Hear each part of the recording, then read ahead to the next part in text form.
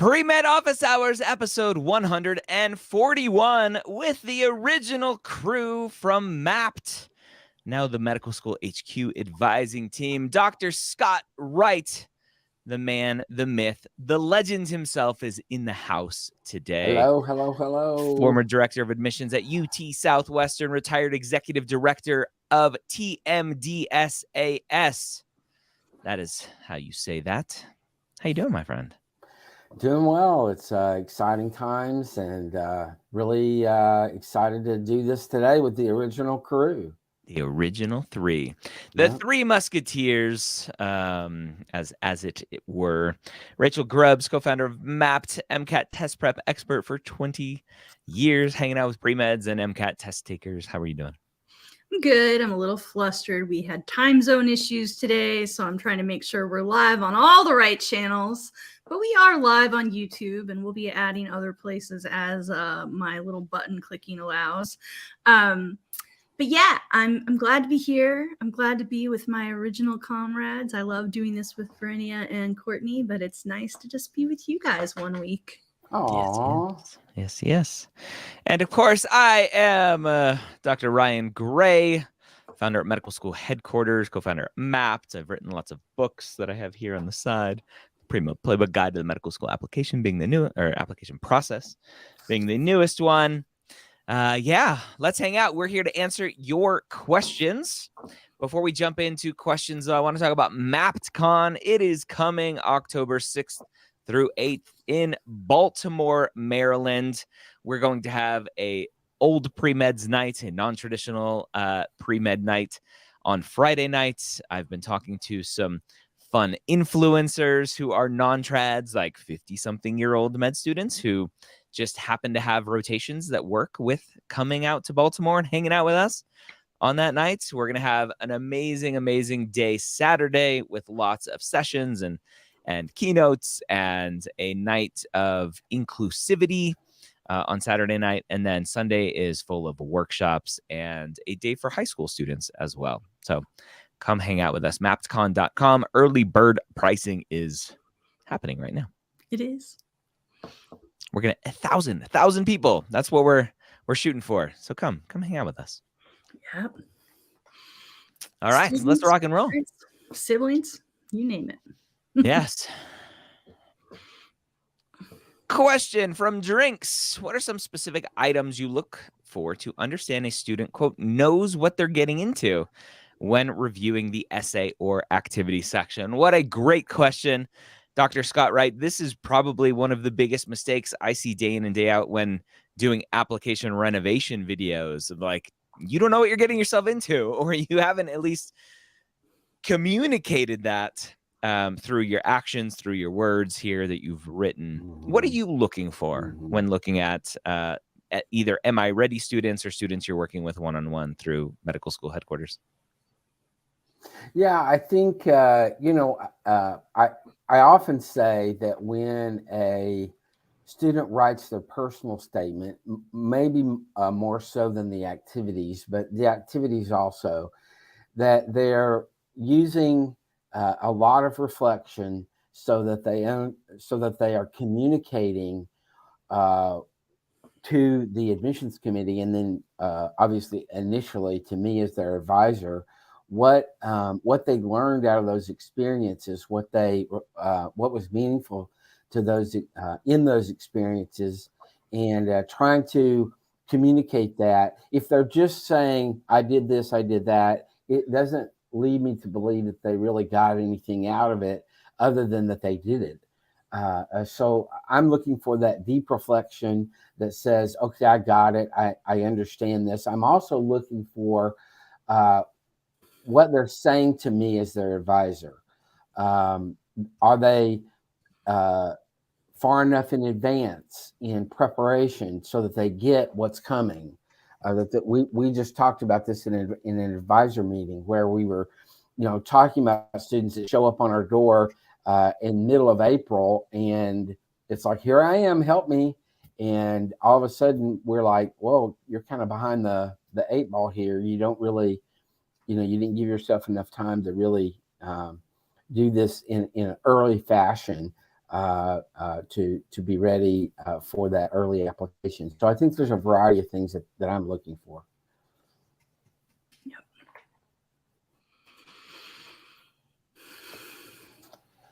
All right.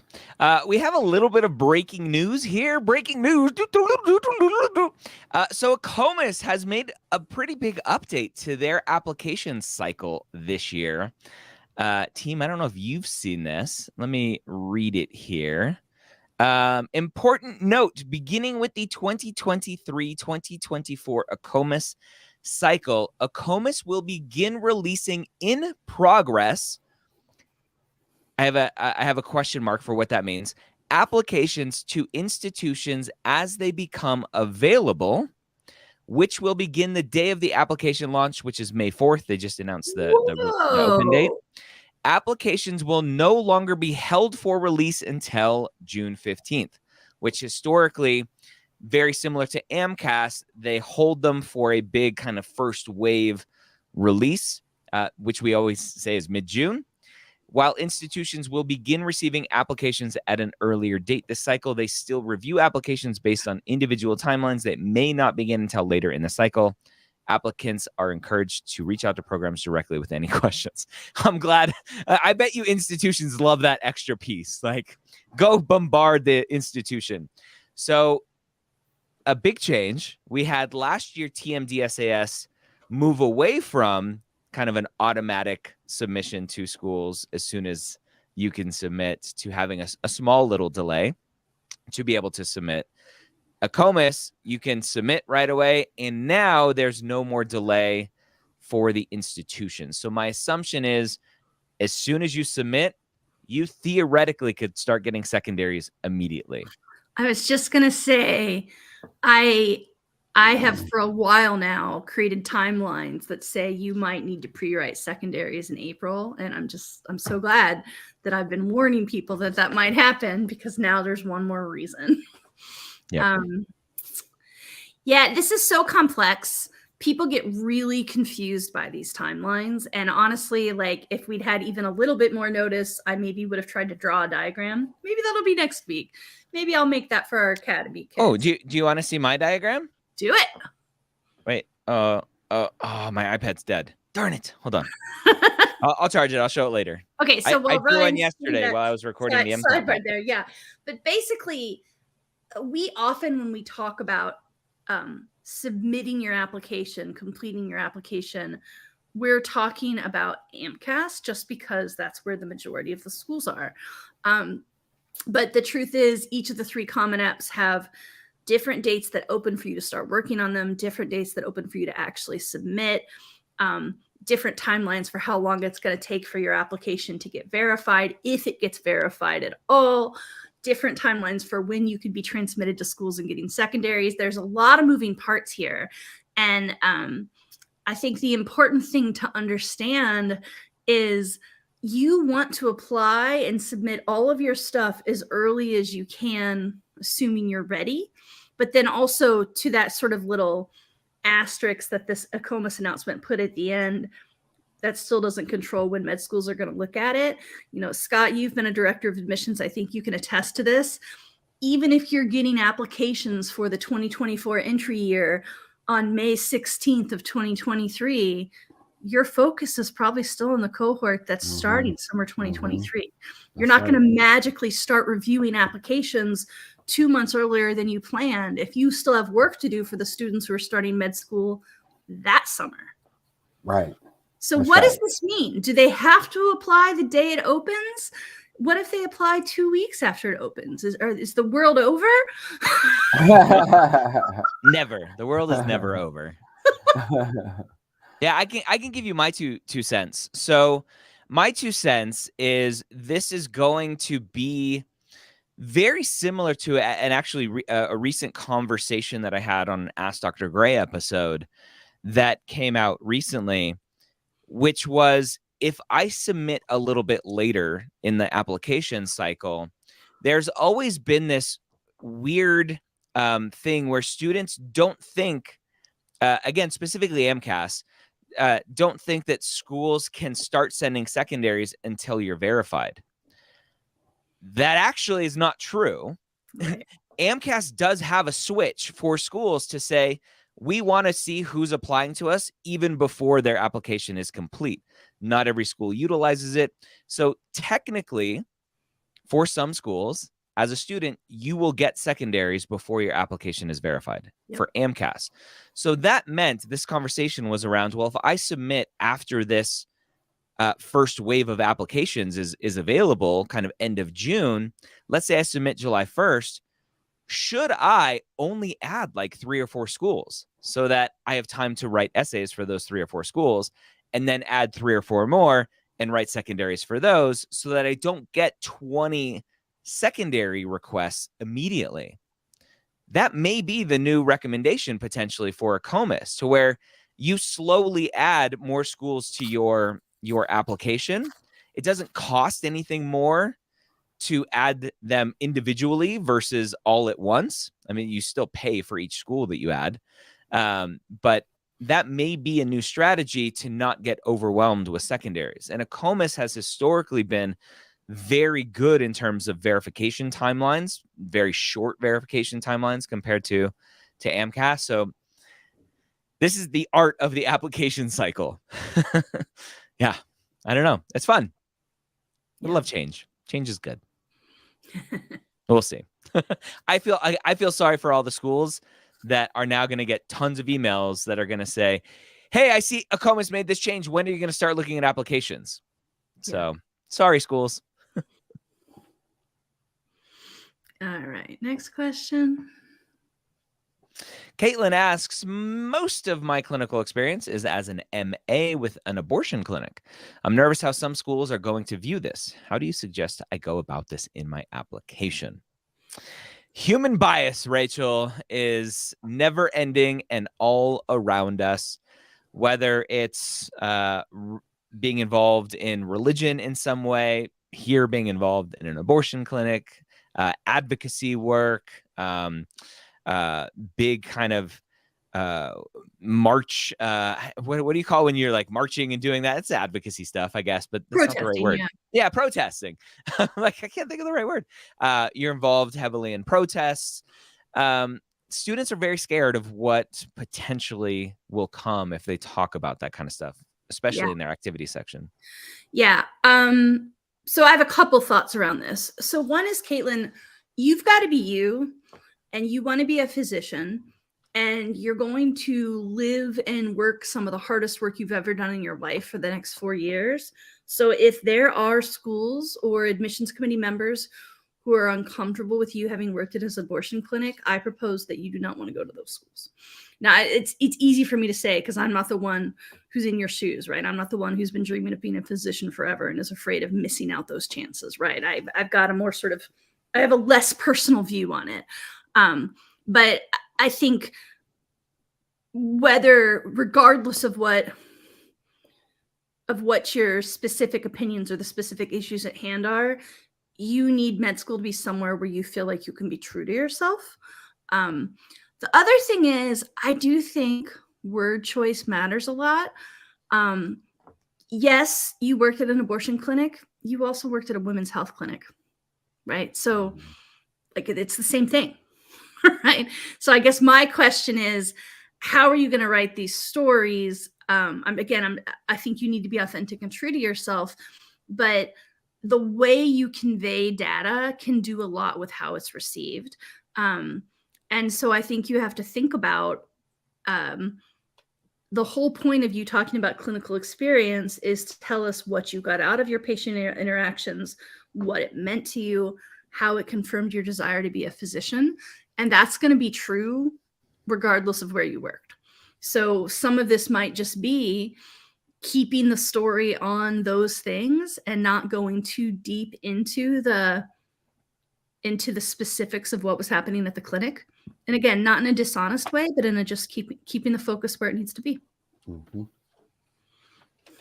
Yep. And yes, are there a few religious institutions out there that won't like reading that? Yep. You probably don't want to apply to them. Yep. That's okay. Yeah. And by the way, Caitlin, thank you for your work. Mm-hmm. Elaine asks, advice on submitting primaries without an MCAT score for verification. Do you recommend it? So just a reminder, you can submit your application, any of them, TMD, SAS, Acomas, AMCAS, without an MCAT score. You do not need that to submit your application. And depending on when you're taking your MCAT, we recommend submitting it without an MCAT score. One strategy, Scott, is that students that we recommend potentially, and I was against this. If you go listen to some of my earliest stuff, I'm like, don't play this game. It's so dumb. Just apply to your schools. Is applying to one school just to get in line for verification. I'm on board with it. It's a simple strategy. What are your thoughts on the thought of waiting for an MCAT score? My assumption is not really sure where they're going to land. Yeah, it could affect school choice potentially in some ways. I think it's more for, in my view, for the comfort and the satisfaction of the applicant to know, depending on what that score is, do I want to move forward this year? Do I want to wait until the next year? So there's a lot going on, not just how the medical schools are going to review it and stuff like that, but even internal to the applicant in terms of, do I, want to move forward? Do I want to put myself out there with X score that I don't know what it's going to be, that kind of thing. So I think there's a lot going on with that. Yeah. Agreed. Yeah. Submit. I mean, students at this point should have a rough idea of what they're going to score, assuming they've been taking full length exams and all that stuff. But obviously you never know until you actually get your score back. That's right. But yeah, you can try the one school trick. Yep. It's always kind of interesting to me when people ask this question, because I think, like, well, what's the alternative? Yep. It's a risk, and it's a risk that you've decided to calculate and already take, right? Because your choice at this point is either, and I see some people in the comments asking about, oh, I'm taking it in June. It's kind of the same question, I think. Your choice is either I wait until July and submit later than I know is ideal, or I wait and apply next year. Right. So it's either submit without score, submit late, or submit next year. Right. Because obviously the ideal solution is a time machine. Right. Would that you had taken the MCAT in January. But since that's impossible, what's the next best choice? Yep. Billy asks, I've done some work in advocacy and legislation regarding health coverage in my state, i.e. reducing hospital bills and burden on patients. Is it okay to talk about or too political? This is the same answer as before. No different than the abortion one. Yep. All right.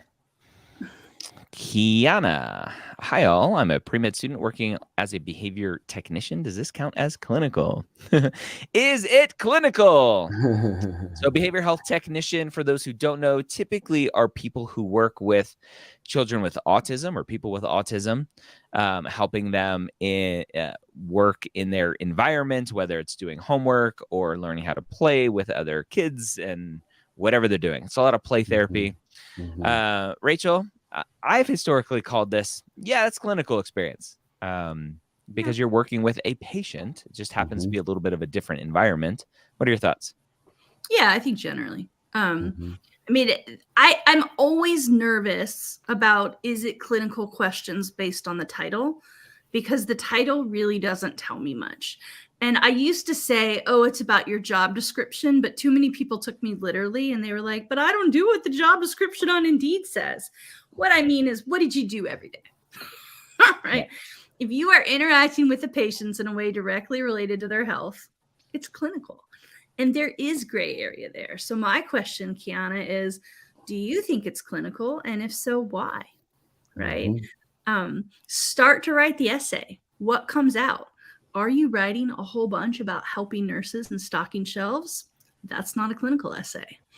Are you writing about helping students and keeping them calm? And, like Ryan used the example of like kids with autism. I mean, behavior techs can work in a lot of things, but are you, I said students, I meant patients. Are you actually with the patients? Are you doing things that are not administrative or like physical, like physical labor for like stocking supplies, right? Then it might be clinical. So you tell us. Yes. I wanted to share this graph. Let's see if this will work. That's not it. Close, Yeah. but that's a weird screen share. Yeah. Yeah. I'll keep working on it. Let's do keep another going. comment. We'll circle back to Ryan. Ivy asks, for the Application Academy, do you help edit personal statements for that? Yeah, let's talk about Application Academy. 10 sessions a week with myself, Rachel, Scott, Courtney Lewis, former director of admissions at Burrell College of Osteopathic Medicine. We have extra sessions starting soon. Rachel, when are the TA sessions starting? They should be starting next week, and Okay. it's going to bring us up to 13, 14 sessions per week. Awesome. You do not have to go to every session. Every session covers something a little bit different. If I share... I was just going to say, I've got the calendar I can pull up. Yeah, go ahead, share. Yeah, I was going to pull up the calendar too. Okay. If I were sharing screen, there we go. Oh, wait, not quite there. But yeah. Can you guys see the calendar? Nope. Not Hang yet. on. Multiple sessions a week. Some of the sessions are reviewing personal statements. I did a session yesterday doing interview prep. We're doing personal statement, activity essay review. And how we do it is you submit a part of your personal statement. So one of the sessions may be personal statement seeds. One of the office hours may be personal statement watering events. And one may be personal statement conclusions. And so you submit that part of your essay, and then we review. And sometimes we review all of them in a session, and sometimes there's too many to review all at once. But one of the biggest pieces of feedback that we get from students is being in that group environment. Even if my own thing wasn't reviewed, I learned so much from watching other people's writing styles and essays and everything being reviewed. All right, that's way too small. Gotta zoom in on that if you can. Yeah, how's that? Didn't change. Didn't change. No. Here, I'll share a different way. I'm 2 months into using a Mac, and I still don't get it. I'm just not a Mac person. That's all right. We'll learn you. All right, so let's share window. And this may not be big enough either, but I can change today. So we can see if I share here, add to stream.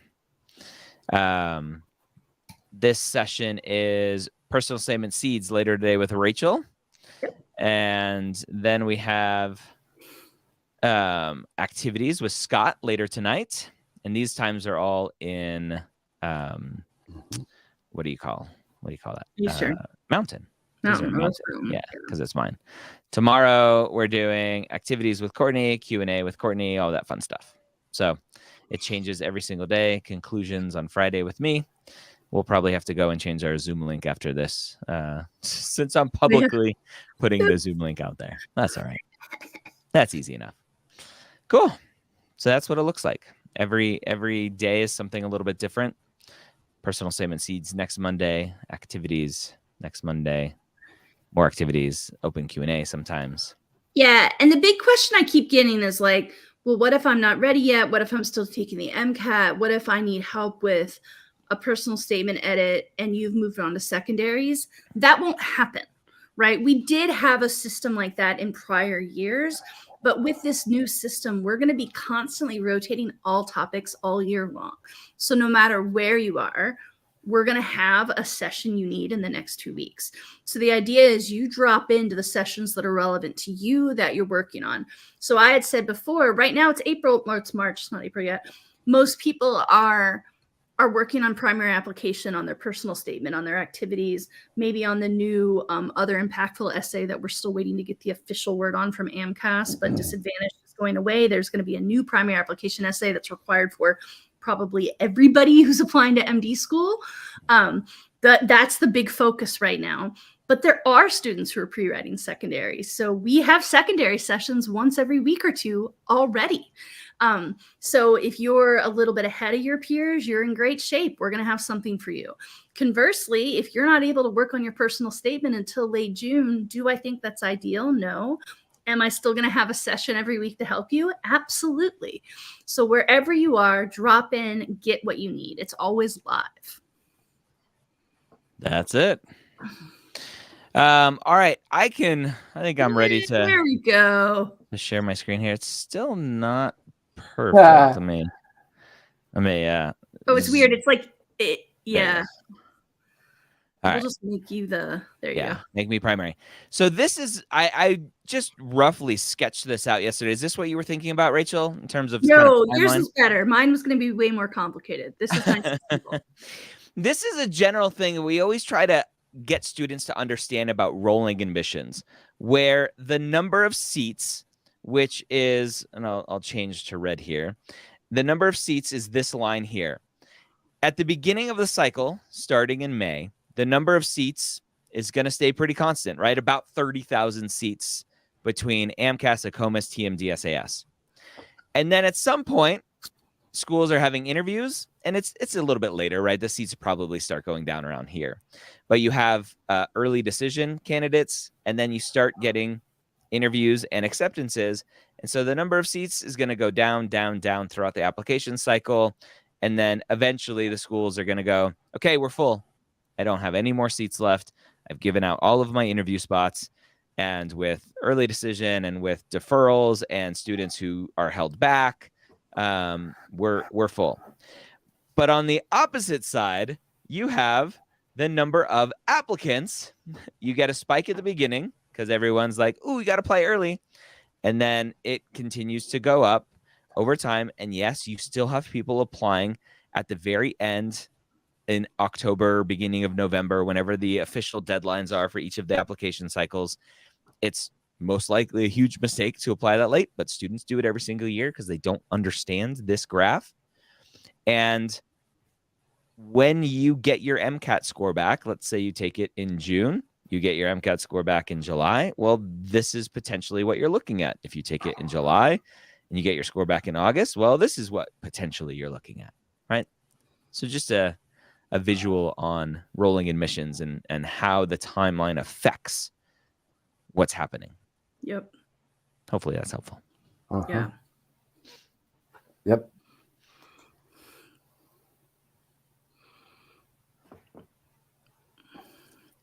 All right.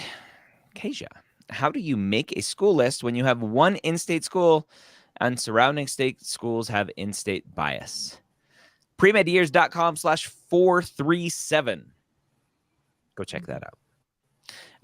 Dr. Wright, this is an interesting thing, specifically for you in Texas, where a lot of students are afraid that their being Texas residents is going to be held against them if they apply to Oklahoma, Louisiana, Kansas, states around Texas. What should a student do here when picking a school list and they only have one in-state school to pick from? Yeah, I mean, you apply to the one school in state, and you recognize that if you're applying to state schools outside of your state, that's going to mean something in terms of the your how competitive you're going to be at those other state schools, and you choose some private schools that have those state requirements. Yeah, recognizing that there aren't just state schools. There are private schools. Right. That's right. That's right. Yep. Both MD and DO. Right. Yep. That's it. Mm-hmm. What's next? Mantos, can you talk about the process or timeline for requesting transcripts? Yeah, so you cannot request transcripts for AMCAS or Acomas until the application cycle opens up. You need an official transcript request form from the application cycle for that application cycle from the application service. Scott, TMD, SAS loves doing things differently. They tell you when they want their transcripts. So they'll say, hey, Yes. Johnny, hey, Mantos, we're ready for your transcripts. Go ahead and request them and send them to us now. Yes, that's correct. That's it. So one of the first things you should be doing beginning of May, in that first week, once the application cycle opens up, is go ahead for AMCAS and Acomas, go in, request get the transcript request form, and send those to the schools that you've been to. Every single institution that you've been to. Indeed. Elaine, do I still have time to register for the essay editing service with you guys? You do. We were just talking about workload this morning to make sure that we're not overwhelming our lovely advisors, but also that we can still turn around stuff for you all in a timely fashion. So yes, you can. medicalschoolhq.net/advising for any of you who are potentially interested in our services. We do everything possible to make it so you don't have to use our services. And we recognize that there are still people who want to get a little bit of extra personalized advice. Yeah. I always think of it as tiers. Like I'm a menu person, I'm a list person. And it's like tier number one is not TEARS tiers. Like if you have lots of tiers, you should work with us. If you well, have a little bit probably both, right? Yes, I meant TIERS levels, right? So level number one is everything we know we put out there for free. We think information should be free. There are enough secrets and confusion in med school processes. So podcasts, videos, this kind of live free hour, articles on medicalschoolhq.net. We get, I mean, Ryan, I don't even know, you get dozens, maybe hundreds of thank you notes every year from people who never spent a penny with us. Yep. Right. So level one is just, we're trying to put some information out there because we think the pre-med process needs more clarity. Level two is we have coaching for a group. So Application Academy, which is closing in 2 weeks. It's still an investment, but the investment is around $600 normally, $500 right now because it's on sale. And then to your point, Elaine, if you want one-on-one service, I really like group because I think you learn more to group because you learn from other people's mistakes and successes. But if you want one-on-one, we do offer that. It may eventually close because we are a small team with finite time in our schedules, but it is definitely not too late to sign up right now. So there's free, there's group, there's one-on-one. Yep. What else? Kate, how do AdComs look at, quote, resume gaps in the activity section when someone is in their gap year? May 2022 grad here with last clinical experience ending in October 2022 due to sick family member responsibilities. Doesn't sound like a gap. Sounds like an activity where you can put caregiver. Mm-hmm. Right, Scott? I think oftentimes students don't think of unpaid family responsibilities as an activity. But in this specific case, maybe. Yeah, absolutely. Yeah. Absolutely. And clinical, potentially. Okay. I agree with that. What about if it wasn't, right? Let's just say Kate sat on the couch and ate bonbons, right? She's like, I'm done with school. I'm going to take a break until my applications and when I start med school. And so they apply with what potentially to the AdCom looks like they just stopped doing everything. What does that look like? It depends a little bit. I mean, most schools ask if you've had a break in your schooling or whatever. You know, what was that all about? What were you doing or whatever? And I think as with anything else, you just have to be authentic and say, I needed a break. I had been really pushing it, whatever, in school and with the MCAT and all that. And I just needed some time off. And you just say it. Yeah. Specifically for this question, a typical secondary question is, if you are not a full-time student during the application cycle, what are you doing? So yeah, there are opportunities depending on the school to talk about that. Yep.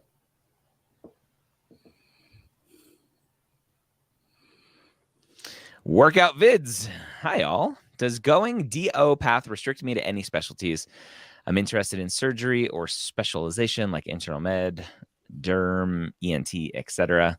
Why are DOs not in these specialties historically? Well, I would challenge you. They are in those specialties. So Go and look. They're there.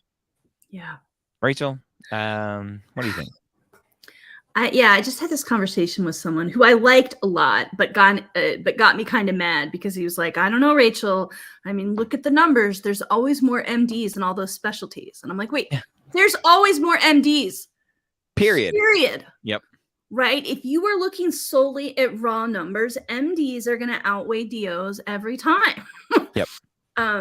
So it's just not a realistic way to look at it, right? And if you want to do the whole nuance of like what percentage of DOs applied to that specialty versus got in, I don't even know if that data is available. Like I haven't done that kind of deep diving, but there is. The NRMP match data does have that information. So if you really care, go there. But even then, the stigma is going away. People are realizing DO and MD med schools have the exact same curricula, except that DO has 200 additional hours in osteopathic manipulation, essentially 200 more hours in anatomy. So I guess your question is it going to restrict me? My argument is no, it shouldn't. Yeah, there are still a lot of DOs that focus on primary care. A lot of times because the schools have those missions. A lot of times because people who are drawn to DO are interested in primary care. But, our colleague Courtney is a former director of admissions of an osteopathic school, and she had students who went on to neuroscience, to dermatology, it's possible. Yeah. Yep.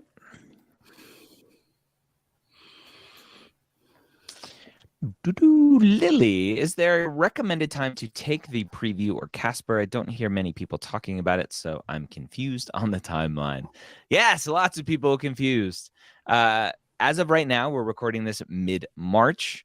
Preview is open for registration. Casper is not as of yet that I've seen.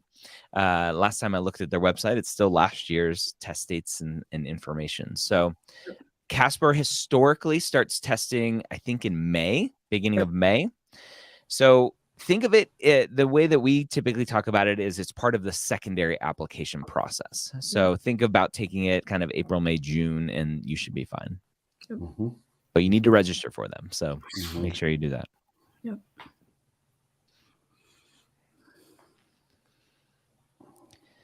Kasia, can you provide more info on the new essay you mentioned, applying 2023, 2024? Had no idea. Rachel, you slightly dropped that by saying, hey, the disadvantaged essay is going away. AMCAS and the AAMC has not, as far as I've seen, publicly announced this. They have sent internal communications to medical schools. But what the internal communications say is, hey, we're getting rid of the disadvantaged essay. We are replacing it with, or adding a new essay rather, called the Other Impactful Experiences essay. Yeah. Now, I recorded a short little podcast episode that I was going to release, and then at the end of it, I was like, I don't really like that as a podcast episode. I can give my rundown here for 2 seconds. At the end of the day, I think this is a great move because too many students didn't consider themselves disadvantaged when they should have. Or too many students didn't want to mark themselves disadvantaged because, I come from a more privileged background in terms of socioeconomic status, but they've had experiences in their life that I'm like, you should have most definitely marked yourself disadvantaged based on what you're telling me. And changing, if we just not say that disadvantaged is going away and a new essay is coming called Other Impactful Experiences, and just say disadvantaged is changing to Other Impactful Experiences, what I think happens is students go, okay, great. So everyone who used to consider themselves disadvantaged and they were getting ready to write this essay for their application, they can still do it because it's the essay. It's still there. It just has a new name. And then everyone else who didn't think they could write a disadvantaged essay because they don't think they're disadvantaged or they don't want to be pitied, or we hear all of it. They can now go, I've had some impactful experiences in my life that will add context to the rest of my application. So I applaud the change in language. We have yet to see what the exact prompt will say. So that's to be determined. Right. I don't know, Scott, Rachel, do you have any thoughts on that? No, just I think you stated it well. Yeah. I'll underline because we're not always. I've met a lot of individuals at the AAMC that I like a lot, and then sometimes when I consider them as a group, I can be very frustrated with the decisions they make. So I do want to underscore, I think this is a really good change. Is it a little scary and unnerving for it to be April and we still don't have the official word on what this essay is going to be, what the exact prompt is, what the character count is? Yeah, it's driving me crazy. The students I'm advising are like, Rachel, am I over the limit? I'm like, what? Yeah. I don't know. 1325, let's assume. Yeah, probably. All the essays right? are And maybe we 1325. can reach out to our friends at AMCAS and see if they're ready to relay this to Yep. advisors and students and not just med schools, because people are hungry to know.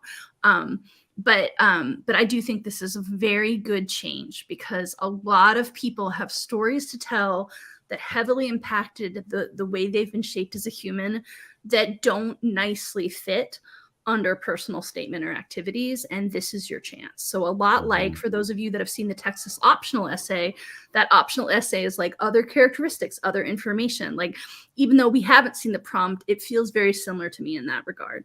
So if I think a big challenge we see with a personal statement is people want to share things that aren't part of why medicine because they're such a big part of who am I as a human. Now you're going to have a chance to share that. Yep. It's good.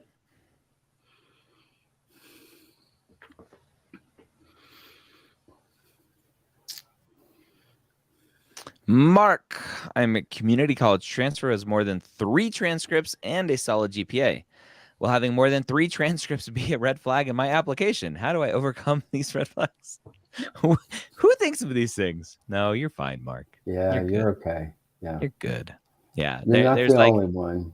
you're not the only. We've seen what 7, 8. Oh yeah, yeah. People transcripts. move. People run out of funds. Military People, family members get sick. Like life happens. Mm-hmm. You got your schooling. Way to persevere. Yeah. Yeah, I've seen this from advisors in the parent group that we're involved in. Albert says I have 8. If you don't take all of your prereqs at your home institution, then you're gonna be terrible and blah blah blah, and don't transfer because transferring is terrible, and it's hyperbolic and it's just terrible advice. So you're fine. It's weird too because I think that as the medical school admissions process has gotten more rigorous, and I definitely think it has, having been advising pre-meds for 20 years, just the sheer list of stuff we ask our pre-meds to do before they apply keeps getting longer and more complex. And I think what often happens is people think that means I need to change my quantifiable things to make them perfect. A 3.7 is a bad GPA. No, it's not. But they say that to themselves. Oh, I only got a 5.12. I better retake my MCAT. Like, what? It's cray. And I think it's just a natural reaction to as the qualitative stuff becomes more important. How do you do on the Casper? How do you do in your MMI? Can you explain your reasoning in an ethical scenario without being dogmatic? Can you prove to me that it's not that you had 1,000 hours of clinical, maybe you only had 300 hours of clinical, but that clinical was meaningful and that it impacted you and that you love working with patients, even when patients are kind of jerks. As that pressure goes up, there's a certain segment of the population that instead of seeing this as, hey, this is a wonderful opportunity for me, even if my quantifiables aren't perfect, I can show that I'm the kind of human that's cut out to be a physician. I think there are people who go, well, I don't want to have to prove my qualitative, so I'm just going to make my quantitative perfect because I can control that. It's not a good look, friends. That way lies madness. Focus on the quality. What is it you would say, Scott? It's not the what, it's the what? Yes. Right. That's right. That's right.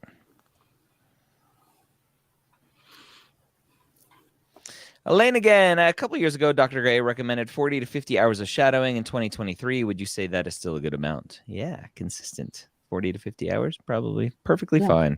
Yeah. Consistent, right? Scott, that's not, I got 40 hours the summer of my freshman year and I don't need any more. Right? I think there's a checkbox mentality to that. That's schools are afraid of. That's right. Consistency is really important. Yeah. And it doesn't mean 20 hours a week, every week. It means 5 hours a month. Yeah. Right? 5 hours a month over the course of a year, 60 hours, people. It's amazing how math works. Mm-hmm. Yeah. Slow and steady. Yep.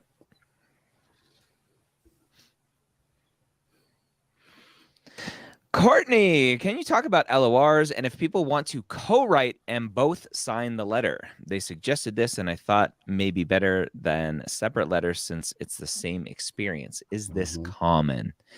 Scott, your time as a former director of admissions, how often do you think you saw co-written, co-signed letters? I would say it's not typical. I would say that they're, I don't know that I would say rare, but not typical. And, but, they're totally acceptable. And I think it's a good option for, what you're talking about in terms of a common experience. So, yeah, I think that is a good idea. Yeah. It may come up. Some students will do this if maybe they want to get a letter from a professor, but they've interacted with the TA a little bit more. Could potentially the professor co-sign a letter, or a clinical experience where maybe you had a nurse supervisor, but you interacted with the doctor some, and the doctor co-signs a letter. Yep. So there are times where it may be appropriate. I don't think it's an issue. Yeah.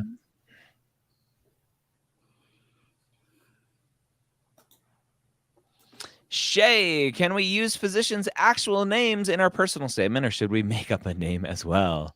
So this comes up all the time. HIPAA protects the patient, not the provider. So you don't have to.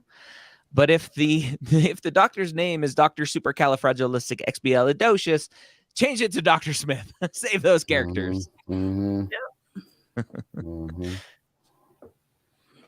I talked about this the other day. I have a really good friend who I did my internship with, some months of my internship. His name is Dr. Mupavarapu. And I'm like, yeah, I'm going to change your name because that's too many letters, man. Yeah. Maybe Dr. Moo. Yeah, we call him Mupa.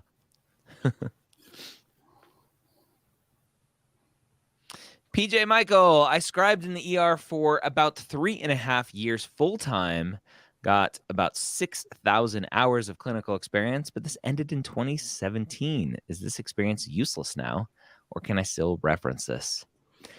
Oh, it's a good question, Rachel. It comes up all the time, especially for our non-trads who've jumped around a bunch.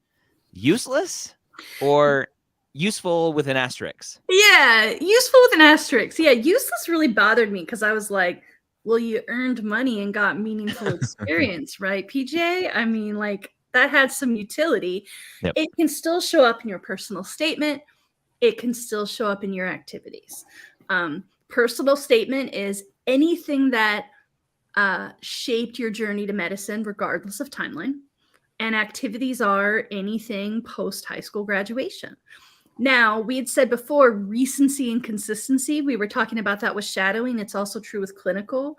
If you have not had clinical experience in 6 years, 5.5 years, I'm going to wonder how much you really want to be a physician and you're not hanging out with patients. So that's my question is like, is that experience useless? No, but what other clinical do you have? Like, please show me why you want to be a physician. If you've been doing research for the last 5 years, it's going to look like why I want to be a scientist, not why I want to be a doctor. Big ahas from Scott. Yep, I agree completely.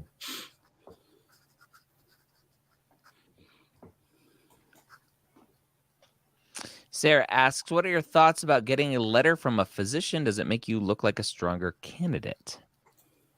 So remember, folks, letters, each medical school has specific requirements for letters of recommendations. So first and foremost, you have to meet those requirements.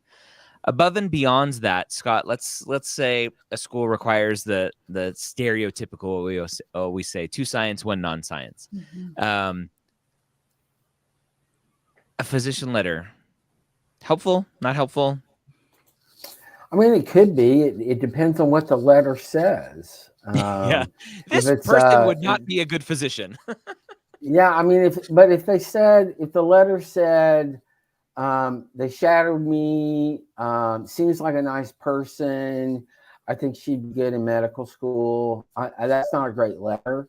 But if it went on and how, great questions and blah, blah, blah, then yeah, it's a good letter. So I don't know that there's just sort of,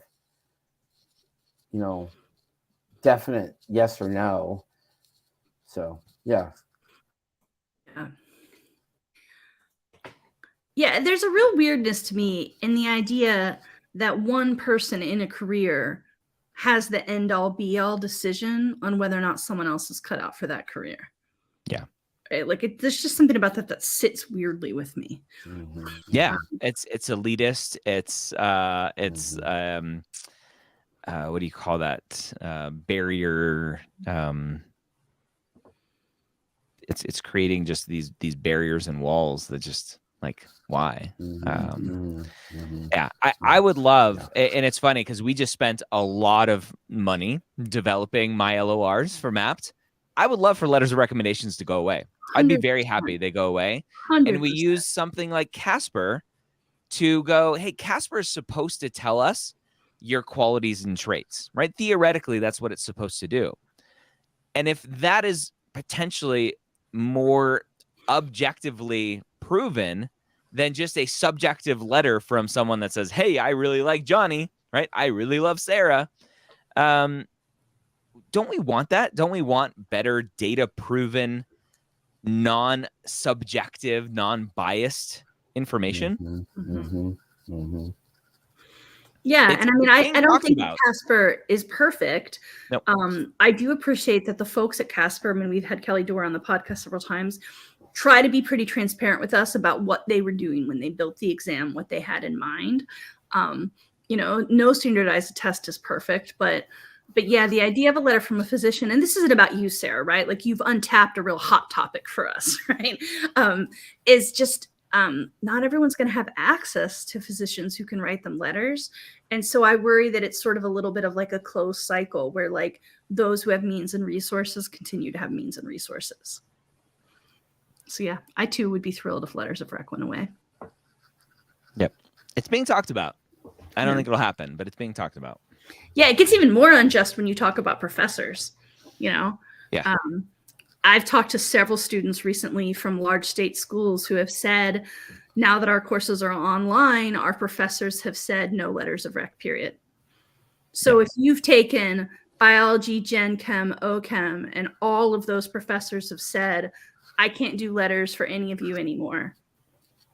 I mean, I guess you just keep taking sciences until you find some upper level professor who's teaching a small enough class that he agrees. Like it's weird. I mean, I don't blame the professor. She doesn't want to write 600 letters, right? Like the system is really odd. Yep.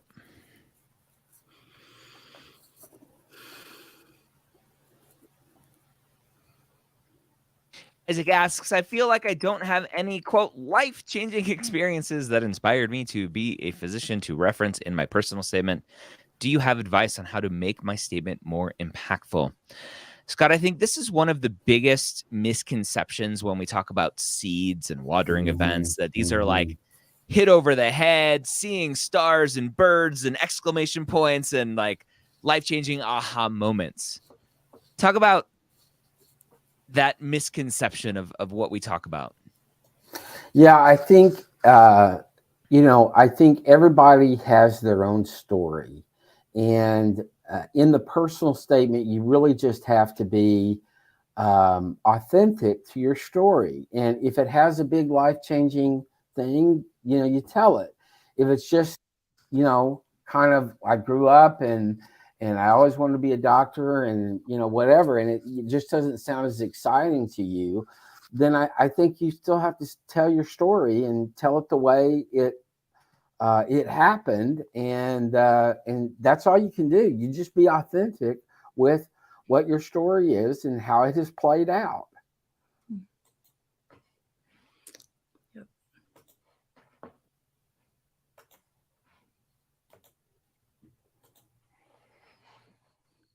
Awesome. Megana, one of the groups on Facebook mentions research is important even for MD schools. I recall you mentioning that it isn't as important as clinicals, etc., which is accurate. Nobody's accurate. Look, my stance, my personal opinion, one man who does not know it all, is that research is the most overrated part of the application according to Premeds. Mm-hmm. That's my stance, even for MD schools, for DO schools, for research heavy MD schools. Unless we're talking MD, PhD, DO, PhD, then obviously you're signing up for research saying, hey, I love research. Look at all this research I've done. Yep. Time and time again, we get access to over here, Dr. Wright. Look, you're a little man on my hand. Dr. Wright, former director of admissions. Courtney Lewis, former director of admissions. Rachel's trying not to crack up. We are friends with many other directors of admissions. Courtney was like on the board of all of the DO directors of admissions. Scott used to run TMDSAS and had insight into all of the admissions practices, I'm assuming, for Texas medical schools. We see time and time again, clinical experience and shadowing are the two biggest things that schools are looking for to understand that you have done due diligence in understanding what this life looks like. Yep. And understanding and making sure that you know what you're getting yourself into. I have an episode coming out next week, I think next week on the Premed years with Dr. Caitlin Cooper. She's a professor of biology at ASU. She went to med school for a year and realized, oh, crap, I don't like the hospital. And I asked her, I'm like, what could you have done differently? She's like, gotten more clinical experience. And so you have to know, right? That's right. So is research important? Sure. For some schools. Sure. But not for a whole lot. Yeah. Our general advice, when we talk big picture, macro environment of the pre-med world. If you're talking about, I really want to go to Wash U. Do I need research? I don't know, maybe, right? I don't know what their rubric looks like. I don't know if they use a rubric. I don't know what their specific process is, the conversations that they're having as an admissions committee. We can't know specific information like that. Yeah. Big picture is what we talk about. Yep. Yeah. So if you go on Reddit, you go on SDN, people will say, oh, I have a 3.9, a 520 MCAT score. I have 3,000 hours of clinical. I have 600 hours of research, of shadowing. And then they're like, I have 10 hours of research. Everyone's going to go, oh, it's because you don't have enough research, right? And they're posting because they didn't get in. Oh, you didn't have enough research. Well, what did your personal statement look like, right? What did your activity descriptions look like? When did you submit your application? When did you turn around your secondaries? What do your secondary essays look like? If you got interviews, how did you prepare for your interviews? How did you do during your interviews? Right? There's so many more variables than just, oh, I see that your number for research is low. You probably need more research. Yep. Soapbox off.